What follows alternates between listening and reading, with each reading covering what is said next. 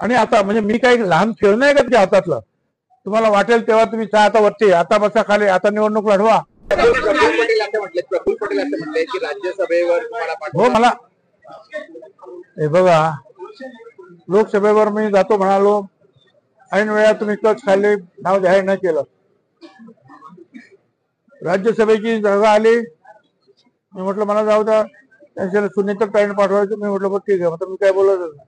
दुसरी जागा आली, त्या ठिकाणी मकरंद पाटील यांचे बंधू नितीन पाटील यांचं नाव द्यायला लागले. अरे म्हटलं मला जाऊ द्या, माझा फायदा तुम्हाला होईल पक्षाला, माझा चांगला फायदा तुम्हाला पक्षाला, मला जाऊ द्या ना, मी 40 वर्ष झाली इथे आहे.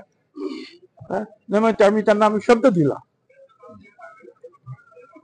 आणि तुम्ही जे आहे हे इथे लढाईत असणं आणि महाराष्ट्रात असणं ही पक्षाची गरज आहे आणि तुम्हाला लढलं पाहिजे.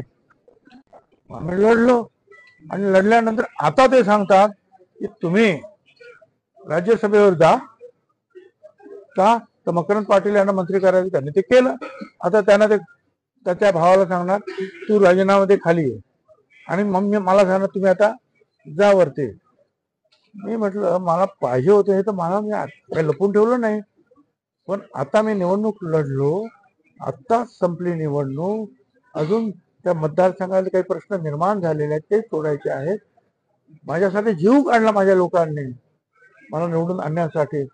मी त्यांना मी काय सांगू, मी राजीनामा देऊ शकत नाही, कारण राज्यसभेवर जायचं असेल तर विधानसभेचा राजीनामा द्यावा लागेल. आणि मी त्यांना सांगितलं 1-2 वर्ष द्या मला, काय मी जातो, तोपर्यंत माझ्या मतदारसंघात मी स्थिर स्थावर सगळं करीन आणि मग त्यांचा निरोप घेऊन मी तुमच्याकडे येतो आणि मग जातो. त्याच्यानंतर ते म्हणाले आपण चर्चा करू, बसू. तर कधी बसलेच नाही. संपर्क करताय ते तुम्हाला फोन करताय, तुम्ही त्यांचा फोन उचलत नाही असं कळतंय.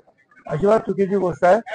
प्रफुल्ल पटेल जे आहेत यांना फोन करतात आणि हे फोनवर त्यांच्याशी बोलतात.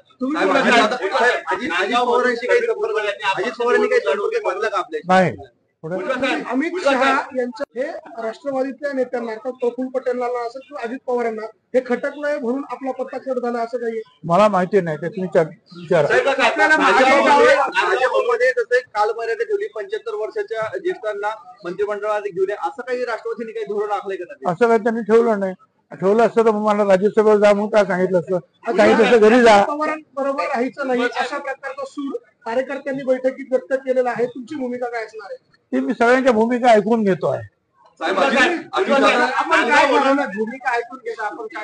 मी तुम्हाला सांगितलं मला मतदारसंघात जायचंय, मला उद्या मी महाराष्ट्रातले लीडर्स येणार आहेत, सगळे लोक त्यांना भेटणार, मग बघू.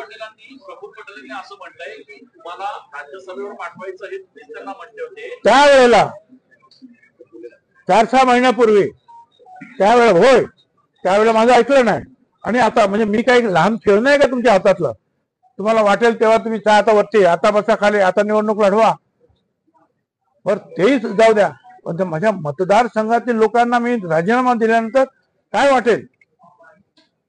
आणि मी त्यांना सांगितलं मी नक्की जायला मला जायचं आहे, पण मला थोडे दिवस द्या.